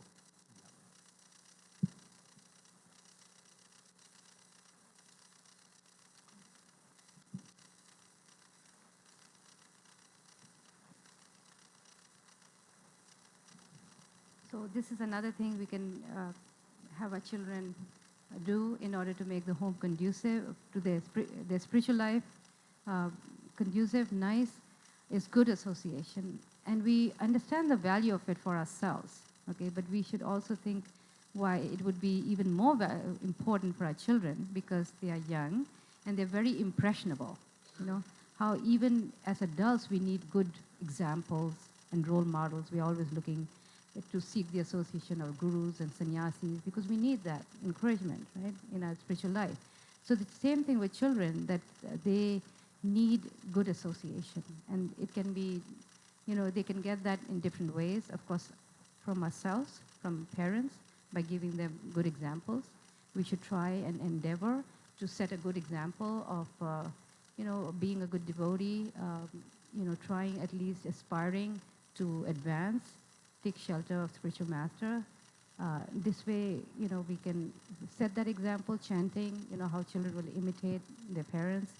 And like Radhika mentioned earlier, you know, it's like the children actually in order to get good character formation in our children, parents become the major influence because they're with us. Okay, so there's so many other influences, right? They come to the temple, they learn from the other devotees, there's other teachers in their life, but parents have the greatest influence. So if you want our children to be protected from different things, dangers that they may go through in their life, we as parents, we can be very, very influential in their lives. And of course, then we have the other sannyasis and gurus who come by in the temple. So they need good role models, and we see that in society how there's so much difficulty among young people because of lack of good role models. We have children over here. Uh, they grow up and they have role models, right? And they want, and sometimes you find somebody who's very good in some athletic profession field, but then he may be lacking morally. There was one great famous person. What is his name? Yeah, yeah, Tiger Woods. Remember a few years ago, he was very good at his sports. He was very Tiger Woods. You may have heard, and all the advertising companies, they hired him for their advertising, just to set a good example of somebody who's morally upright, who's very good at his work, very dedicated, very determined. And young children grew up watching this person, and trying to emulate him. And very soon we heard, and I still heard a few days ago about how he's gone really fallen down. And then they found out that he was having extramarital affairs and how his whole family was devastated, his wife, his children.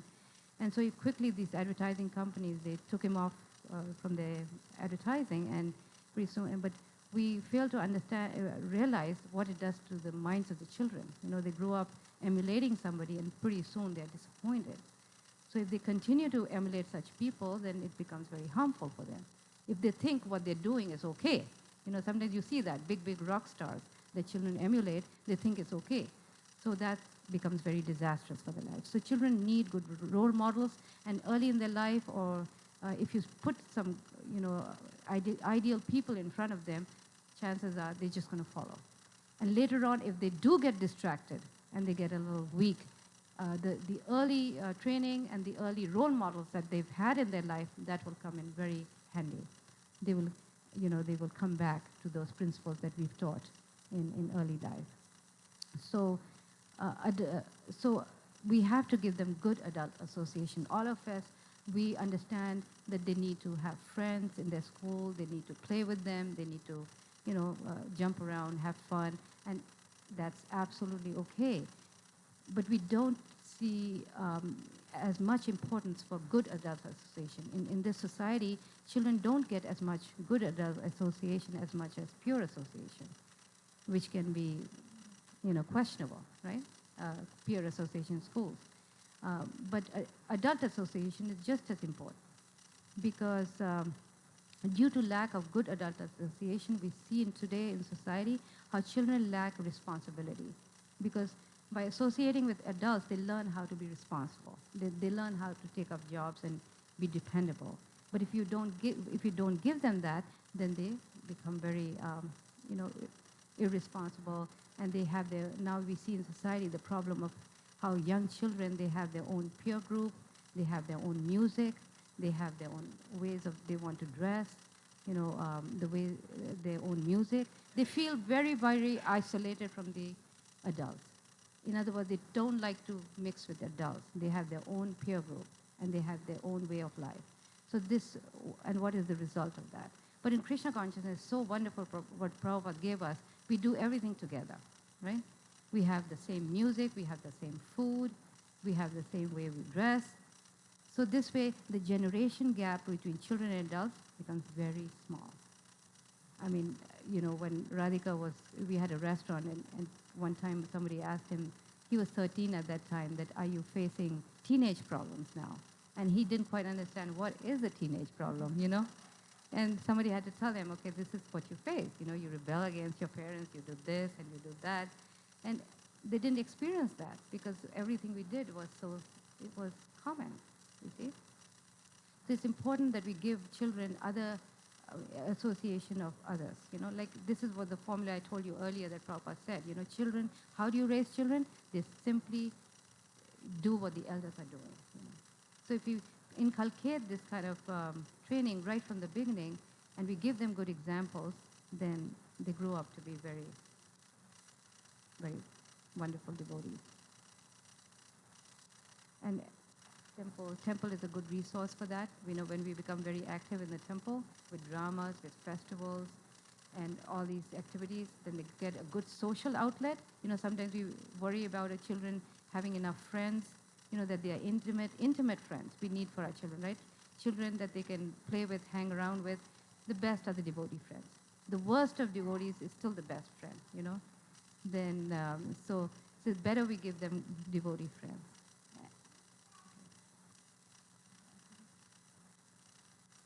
So I'll just add one little story. I remember when my brother and I were small, maybe, I don't know, 11 years old or something, then one of the devotees who would visit regularly was His Holiness Ganapati Swami. And I don't know if you know him in this part of the country, he used to come to Chicago a lot, many years ago, a couple of decades ago, just traveling around the country distributing Prabhupada's books on different college campuses.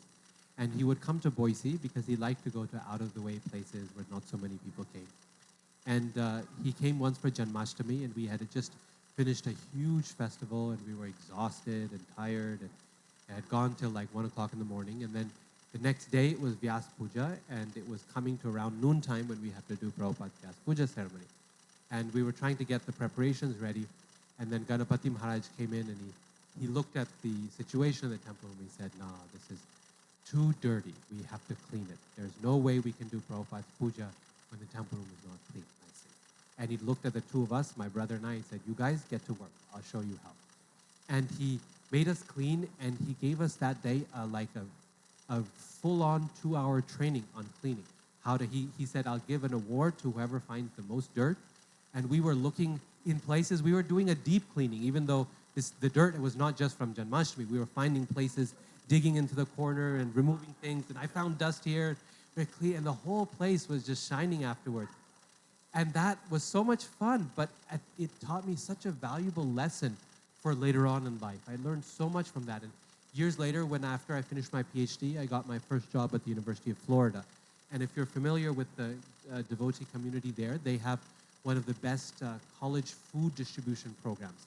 They give out food on campus. They've distributed well over 1 million plates of prasad over the years on the University of Florida campus. And I was teaching there for a year and eating the prasad, and once a week there was a community kitchen cleanup.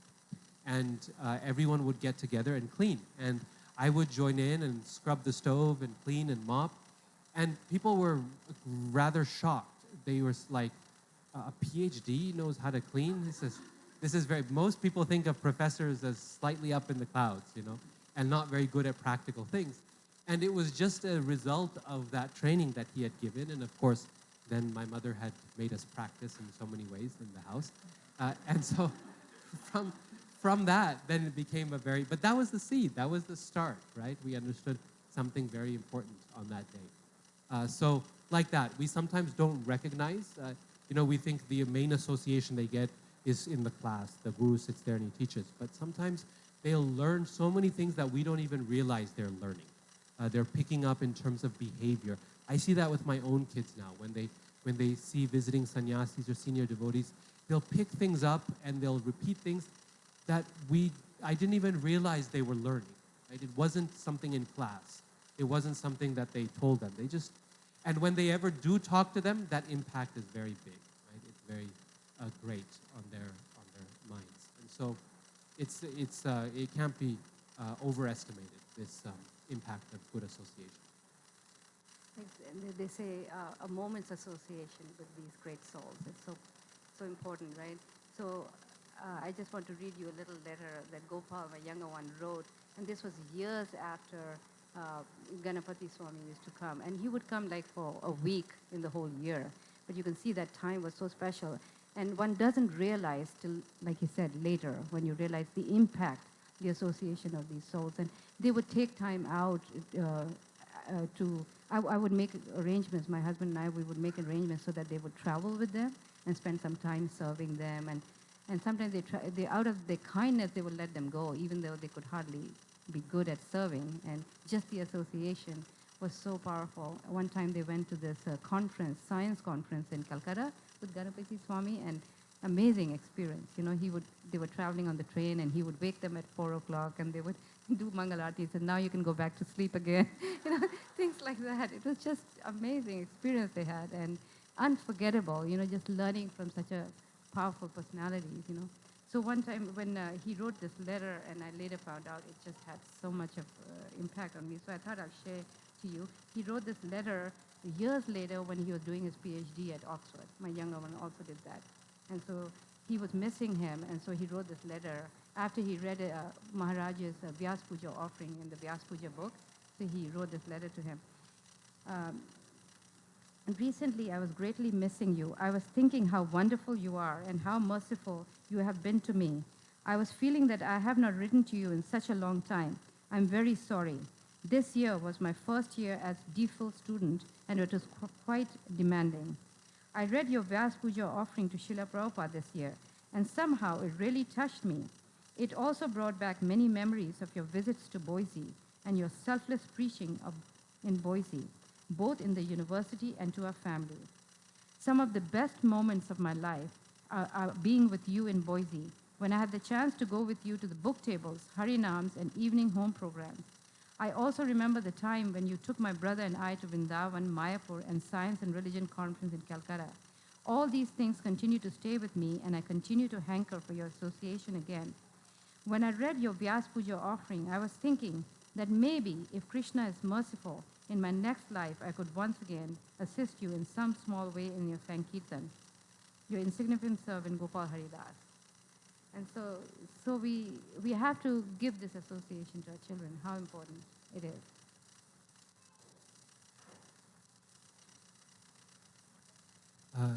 You know, I just add to that that association, even if it's sometimes they get upset or irritated or whatever, even that is such a good thing. I remember with Ganapati Maharaj in particular, we would, Boise is a small place, so no one to play mridanga or kartal. And you know, sometimes the situations are there, no one expert is there. And so we would play, and he would get irritated with us because we were not on beat, or we would get spaced out and pay. And he would tell us simple things, you know, that I'm not an expert mridanga player, but just simple things from which I learned, okay, what does it mean to play mridanga for someone who's leading kirtan? How do you do it? He said, you know, a mridanga player has no right to close his eyes ever, right? You stay focused on the leader, you make sure that person, you're communicating with them, what's happening, and so on. He said with karta players, the biggest thing is you can't stop the karta. You have to keep it going. So tie your finger, do whatever you have to, but don't take a break in the middle as you're doing the karta. Keep with the pace, right? Don't space. And so many things he would just teach us by getting upset with us or irritated with us because we weren't doing things properly. But of course we were kids, and so, you know, kids can take it. Their egos are not so big yet, and so we would accept it, and then we would move on after that.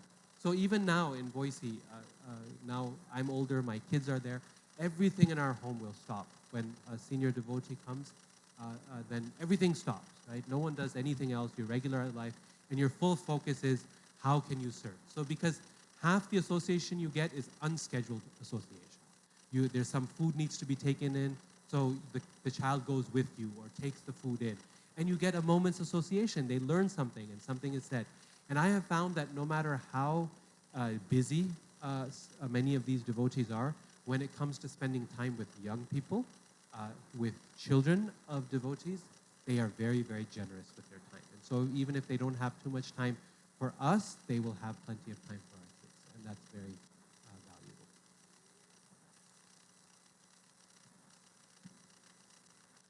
So the next is deity worship. Now I want to read to you, or rather I can just paraphrase that, something that Bhaktivinoda Thakur said in Jaiva Dharma. He said religions that in which children are growing up, religions that do not have deity worship, and in such households children are growing up without any form of deity worship, without the form of the Lord, such children, they have a tendency to become atheistic or materialistic. So deity worship is the foundation of religion for all humanity. That's how important deity worship can be. We cannot underestimate that. Why? Because Krishna, the children are able to relate with the form of the Lord. They see Krishna as a person, and because we tend to train them, when we worship deities, then we are training our children how to offer food, how to offer everything that they have first to the deities, and to be punctual, to be clean. So it trains the mind to focus on Krishna, and they see Krishna as a person. So now when my children were like 3 and 5 years old, that's when I started training them in deity worship. Of course, children are children. They were not qualified to do deity worship. So we had small Gornitai deities, and they were only 4 inches tall. And we would spend hours just dressing them, decorating them. They would spill water, and I had to be really patient with that. But it was all, and what was amazing that I found that how focused they were. They were out of trouble for like several hours a day, and then once we put them back on the altar, then we would offer food. We would do an arti. So this would take several hours a day, and then what I realized is that rather than having them play frivolous things and waste their time, deity worship became a sort of like a play for them. Okay, just like children will play with dolls, and they will think that dolls are persons, right? They will feed the dolls, put them to rest. So the same thing with deities. They actually see Krishna as a person when we bring them up with that kind of thing.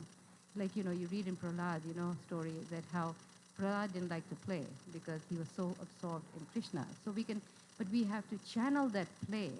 Children have to play. They have it. So if we channel that playing activity, playing tendency into doing things for Krishna, then that becomes a great plus. We are actually making them very Krishna consciousness. Because Prabhupada said when children play Krishna conscious games, they're actually associating with Krishna. Because Krishna is absolute. So whether they are playing with, deities, or they are, outside playing Krishna conscious games, pretending to be cowherd boys or peacocks or whatever, they're actually associating with Krishna, and they make advancement very quickly. So that's why Prabhupada always encouraged children to do like that, to actually, and he said this is the formula for raising children. They do deity worship, they do little kirtan, you show them Krishna stories, and then you do some ABC, you do some math, bring them back again to, some other devotional activity. So this way children need so much variety, but you try to make them Krishna conscious all day, and they keep on advancing this way.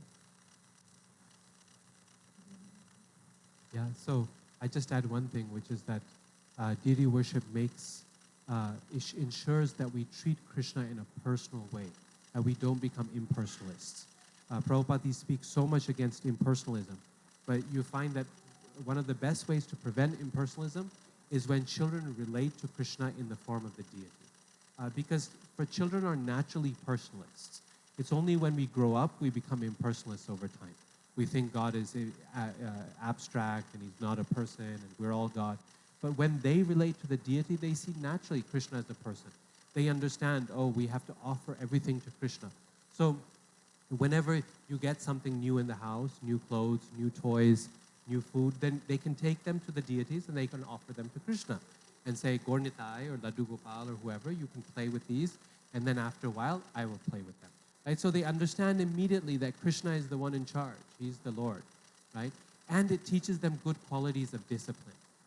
My younger one, he's 5 years old, and he's number one, a devotee of prasadam. And he is constantly, he wants this food, that food, and something nice is made. And it's such a valuable lesson to him in terms of controlling the senses. His mother's making cake, and his senses are amazing. Instantly there's a fragrance, he'll wake up from his nap and go, there's cake, and he'll specify what's in the oven. If it's cake or if it's dhokla or whatever, he just knows exactly what it is. And he wants it. That's the first instinct, right? So then we say, yes, but it's not offered. And he'll come every 15 minutes into the kitchen. Is it offered? Is it offered? But it's teaching him some little bit of self-control. And as he's growing older, he's getting better and better at exercising that self-control.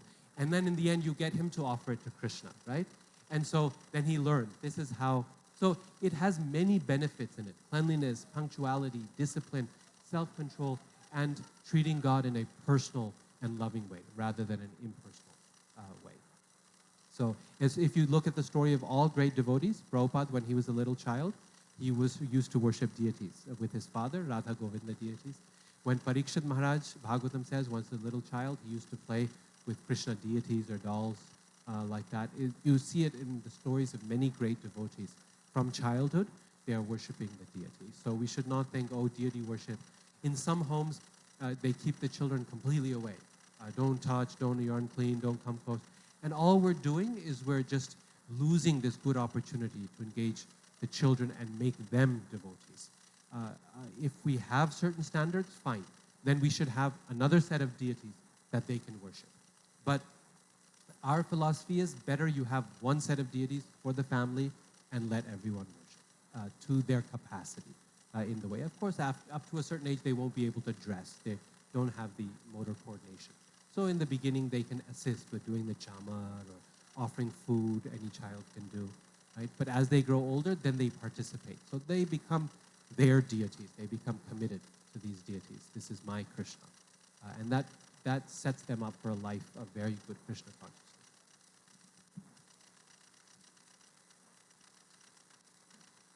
So at this point, the first part of our seminar is over, and it's also our time for breaking for lunch. But since we got started a little bit later, let's take a few minutes at this point and see if people have any questions connected to specifically to this first part of the seminar, the various items that we discussed thus far, and then after lunch we'll begin the second part of the seminar. So any questions now that people have had?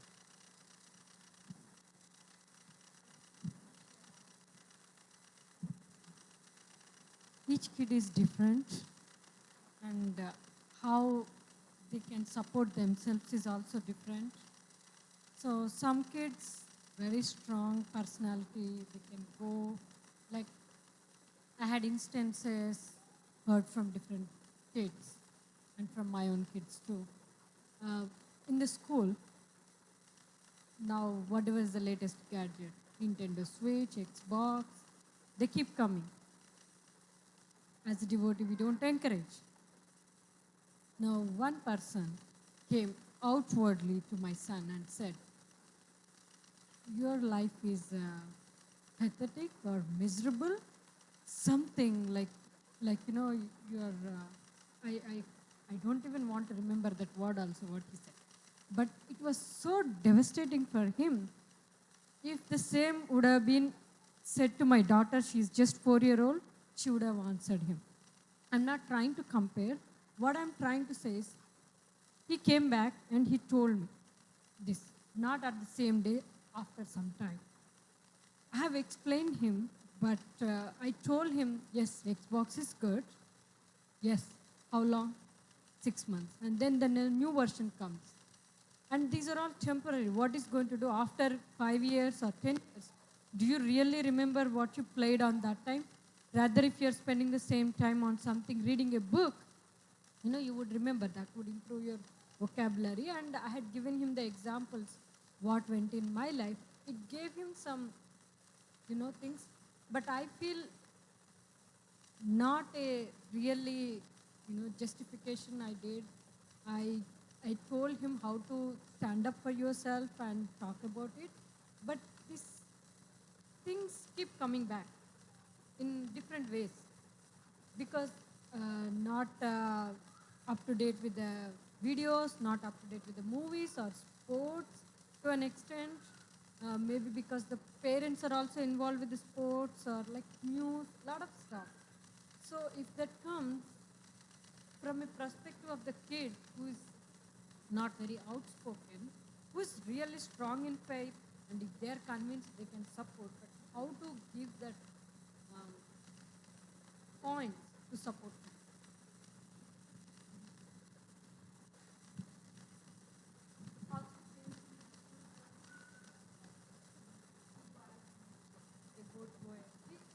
a lot of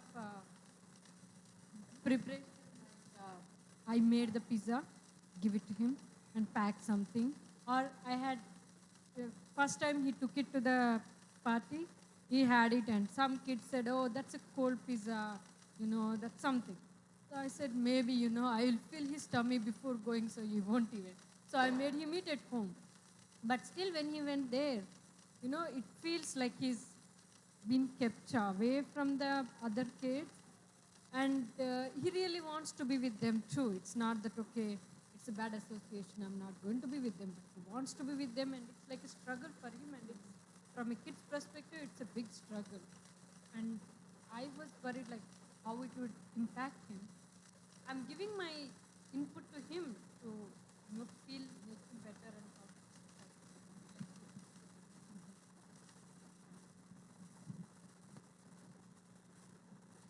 how. How old is your son?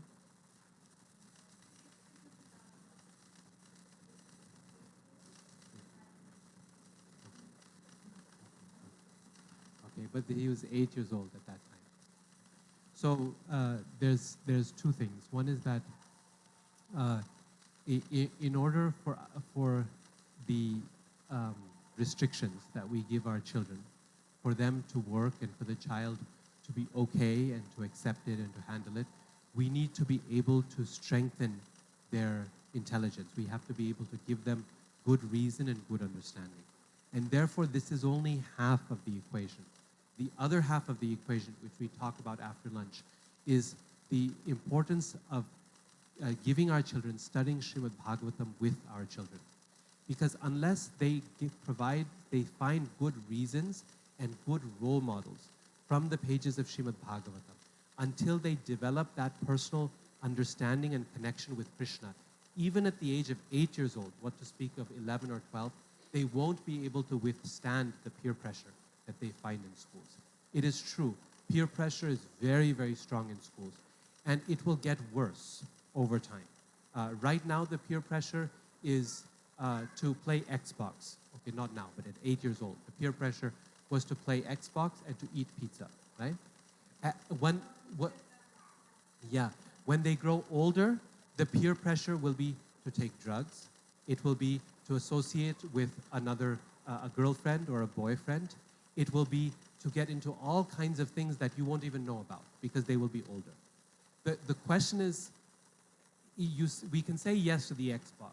We can say yes to the pizza. Then we can say yes to this TV show. And then we can say yes to this, whatever it is. At what point will we stop saying yes? And when you say yes, when you stop saying yes, at that point, will there be no heartbreak?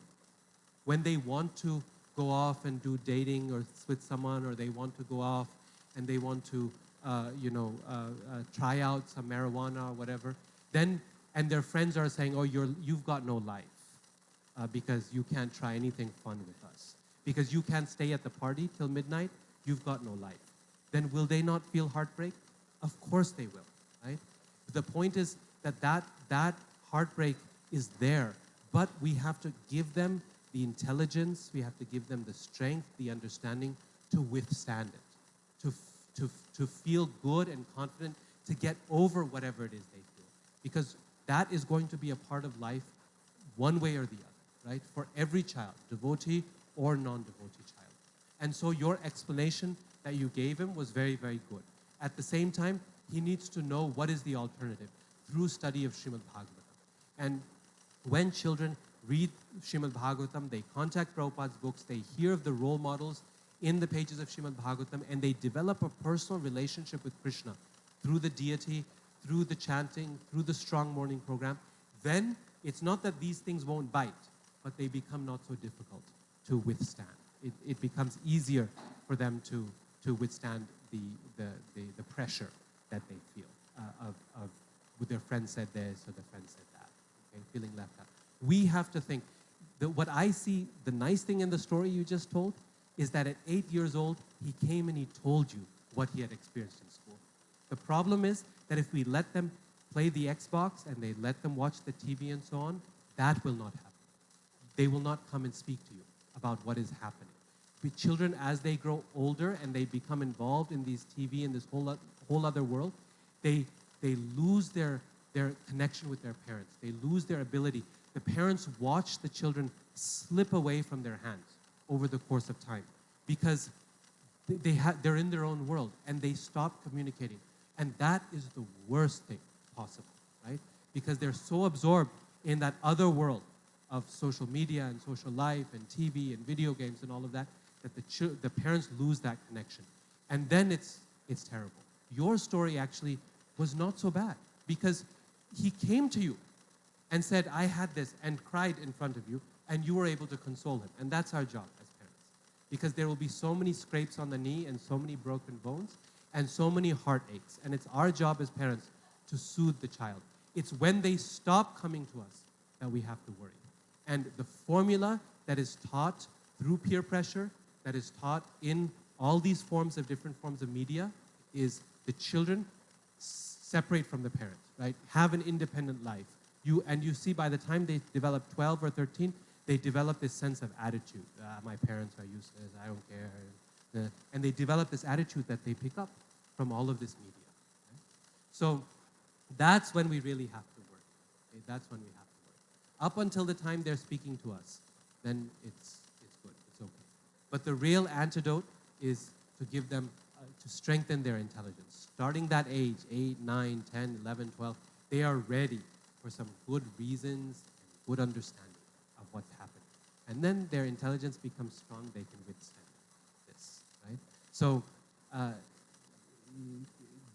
just giving in because they're feeling pain, it's tempting, but it's very rarely is that the right answer, is just to, because just think about it. To prevent that heartache, you allow the Xbox. Now, how many hours of your child's life have you just finished with that decision? Right? How much mind have you dulled as a result of that association? It's not worth it, right? It's not worth it. It's one way or the other. Even if he starts playing the Xbox, he will come one day back to you and say, I have someone hurt me at school. Someone bullied me at school. Good children get bullied, not bad children. So if we want them to be good children, we have to be prepared that these heartaches will be there. If we let them do whatever they want and become bad children, then we don't have to worry. They will beat up everyone around them, right? And no bullying will happen. But that's not the child we want. Right? That's not the child we want. So it's part of our austerity as parents. It's painful, but it's something that we need to handle, and we need to teach them how to handle it as well. Some children you have to tell, answer back, show it to them. And other children you have to tell, no, don't slap them, don't punch them, calm down. Right? Either way is good for them. Either way is good for them, whatever lesson they have to learn.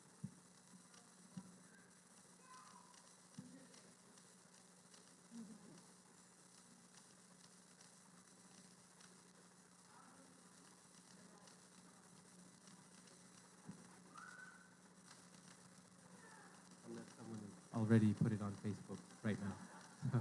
It's too late. No, we should do that, definitely.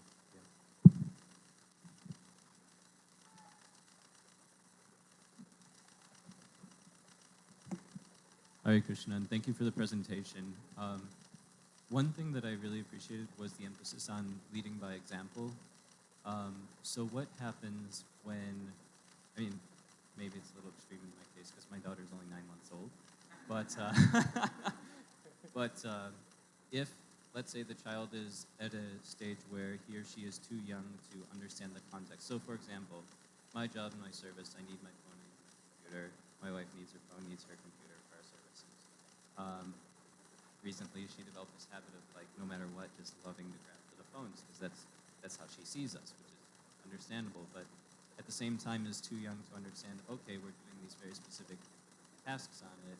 It's not just something to just readily consume. So more broadly, what happens when the examples we set are not digestible for the children? How do we balance that, do as I say, not as I do?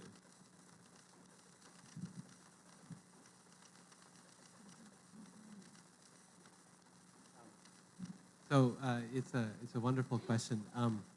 I just on that specific point of the setting the example with the screen time.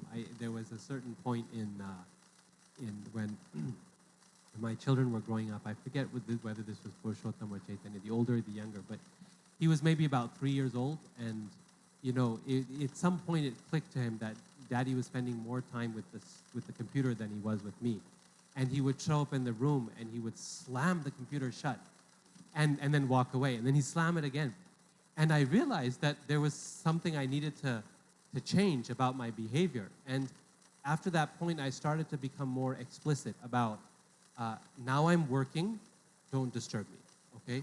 And now I'm not working and I will not look at my phone or my screen or whatever. And so I realized that I was shortchanging our time with him by being distracted with the screen or with the phone or whatever, and not using it as a tool, not putting it away when at times when they needed to be put away, which is when I was going to spend time with them, right? So sometimes children can be like a very honest mirror for ourselves. They say things, and I'm like, where did you learn that? And they go, Daddy, you say it. So, oh, gosh, okay. Yeah, so I have to stop speaking like that, you know? And so because they're so sensitive, they pick up everything. It's not at all extreme, your question, even at 9 months old. I mean, frankly speaking, that is the perfect age to start thinking about these things, because they often say, people who are child psychologists, that children learn everything important they need to in life by the age of 5. That means not all the data and all the information, but their perspectives in how to approach the world, the attitudes they form towards it. So, and when we start early on, it's so much easier than having an intervention later on. After they've watched TV continuously for, till the age of 10, and then we try to pull the plug, it's so much more difficult than later. So not at all extreme, and definitely, I think our own example we have to be very conscious of. But at the same time, we're not perfect. And so it very often happens that our own behavior doesn't match what we teach with them. And this has happened with me on occasion, and I remember it happening when I was little and my mother was teaching us. And this can become a very useful teaching moment for the parents, for the children, and to say, I'm sorry, I lost my temper at you. I was screaming my head off and I shouldn't have been doing that, and this is not right. And we read in Bhagavatam what happens when you become too angry in the story of Dhruva or whatever. Or I shouldn't have done this, or, we became weak and we ate that donut and we really shouldn't have done it. And so those moments of weakness, if we are humble and we're honest with our children, they can become good learning opportunities. And the children come to realize that, oh, you don't have to be perfect to be a devotee, right? Because that's also a valuable lesson. We're trying to give them the best possible, but also they need to realize that perfection is not something that we can achieve, at least not immediately. And so if my parents are imperfect and they're comfortable with admitting their mistakes and asking for apology, then they too grow up with that understanding that, it's okay to admit your mistakes and ask for apology. And that's a very, very valuable lesson for them to learn growing up, right? So it's both ways. When we see that gap between behavior and teaching, then we can use it to improve our behavior, number one. And number two, when it's a genuine slip, we can use it as a teaching moment to teach them and say, look, this is how I made a mistake, right? And that's the best way to say, do as I say and not as I do, okay? Because if we come from a position up high and say, don't pay attention to what I do because I'm beyond the law. You better do what I say. No child is going to take it seriously. But if you come from a place of humility and you say, don't do as I do because I made a mistake, then that really has a deep effect. And I still remember those moments when my mother said that, even though there weren't many, but I remember them because they had a big impact on me. Children normally, naturally, up to a certain age, see their parents as superheroes.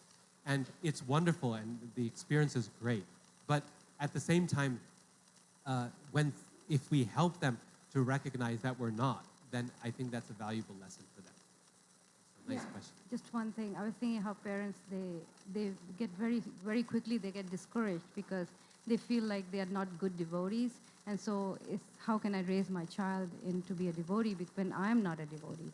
But we don't give enough credence to the intelligence, because children are very good at understanding, negotiating these differences, and not seeing things as black and white.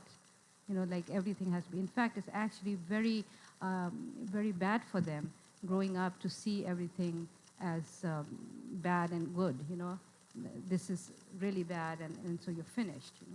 So it's actually not very healthy. It's actually healthy for them to come into a temple and see different devotees at different levels, of their spirituality, and to be able to, work that out in their life. And because of, like he mentioned, the strong shastric training that we give them, they develop a feeling of empathy towards others, who are not so, so good, so advanced, and are able to handle those things. So in other words, all this all-round training that we give them is meant to work towards that, for them to develop this kind of compassion and empathy, and to see Krishna consciousness in a very practical way, rather than as black and white, You are either a demon or a devotee, Not that kind of mentality. Maybe one more question and then we break.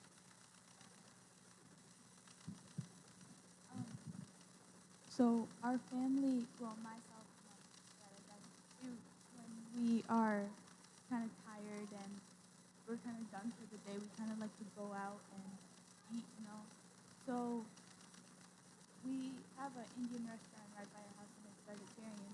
So is it okay for us to go there rather than going somewhere else where they do have meat and they're vegetarian?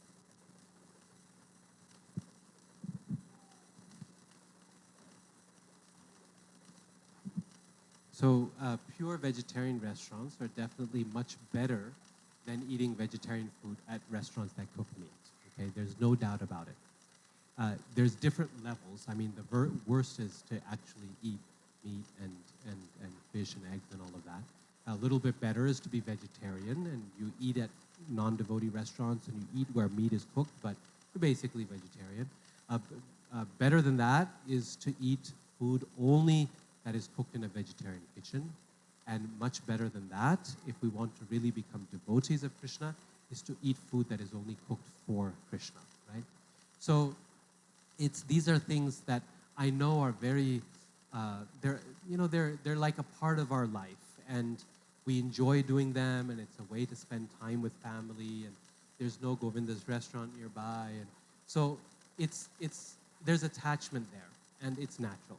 But we have to work at it. We have to strive to get better and better and better and better. There's a time where we weren't even at that standard, right? So each time we have to try to improve. And if we make a sincere effort and we think creatively for alternatives, we can find it, right? We can find it. But in our family, we don't eat at vegetarian restaurants outside.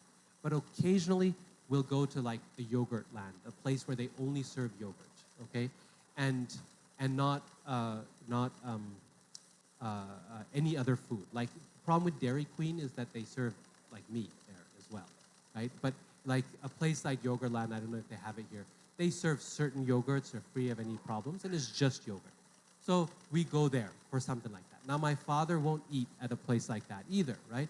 But for us as a family, it's kind of like if we need to go someplace, then we really want to spend time, so we go there, and it's a little fun for the kids or whatever. And as you become a little bit more, you can, so you find ways of being creative and continuously advancing. That's the key, to do better and better and better and not be stuck. Because the ultimate standard we know. The key thing is we shouldn't try to justify where we're at. Oh, it's not a problem anyway, and all those devotees there, they're just so fanatical, and they behave in these fanatical ways. Then it's no good, because basically we're criticizing the standard. Rather, we should understand what the standard is, and then try to gradually work towards that standard, right, and improve. Does that make sense? So, what's the plan here? Is lunch prepared, ready? What time do we come back? 3 o'clock? Yeah. Huh?